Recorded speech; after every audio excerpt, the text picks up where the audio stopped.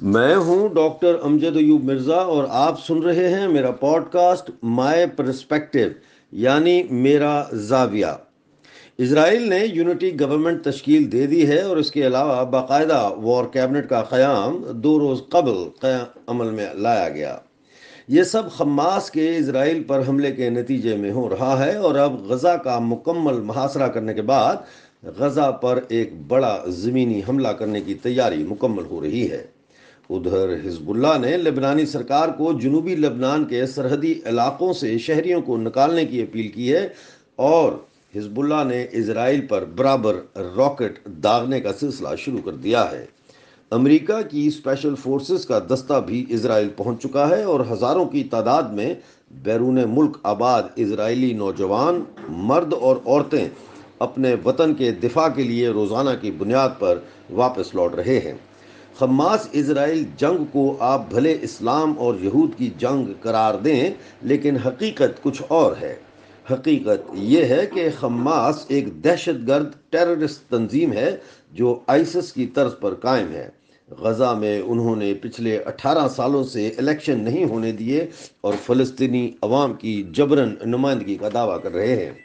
دوسری جانب فلسطینین اتھارٹی ہے جس کی قیادت محمود عباس کر رہے ہیں اور جو ویسٹ بینک کا علاقہ سنبھالے ہوئے ہے۔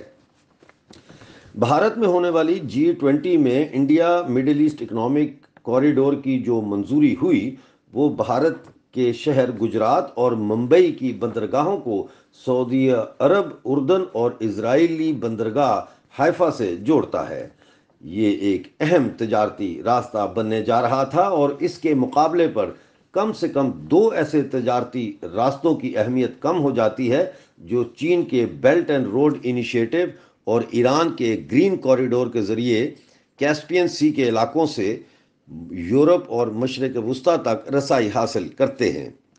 اس لیے یہ جنگ خطے پر مسلط کی گئی تاکہ بھارت کی یورپی منڈیوں اور مشرق وسطیٰ کی منڈیوں تک براہ راست ڈائریکٹ اپروچ یعنی رسائی کو روکا جا سکے۔ بالکل اسی طرح جس طرح 22 اکتوبر 1947 کو انگریزوں نے پاکستان سے ریاست جموں کشمیر پر حملہ کروا کر بھارت کا سینٹرل ایشیا اور سوویت یونین کا راستہ بلاک کیا تھا۔ اسرائیل کی مشرق وسطیٰ میں بڑھتی ہوئی امن کی کوششوں کی وجہ سے 1979 میں مصر، 1993 میں اردن اور 2020 میں UAE، بحرین اور مراکش سے تعلقات قائم ہوئے اور اب سعودی عرب کے ساتھ تعلقات قائم ہونے جا رہے تھے کہ ایران اور چین نے پورا خطہ جنگ میں جھونک دیا۔ حماس فلسطین نہیں ہے بلکہ ایران کی ایک پراکسی ہے۔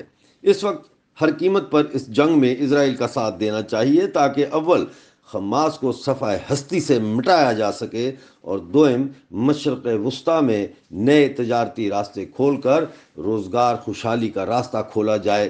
یاد رکھیے کہ اسرائیل پورے مشرق وسطیٰ کی واحد جمہوریت ہے۔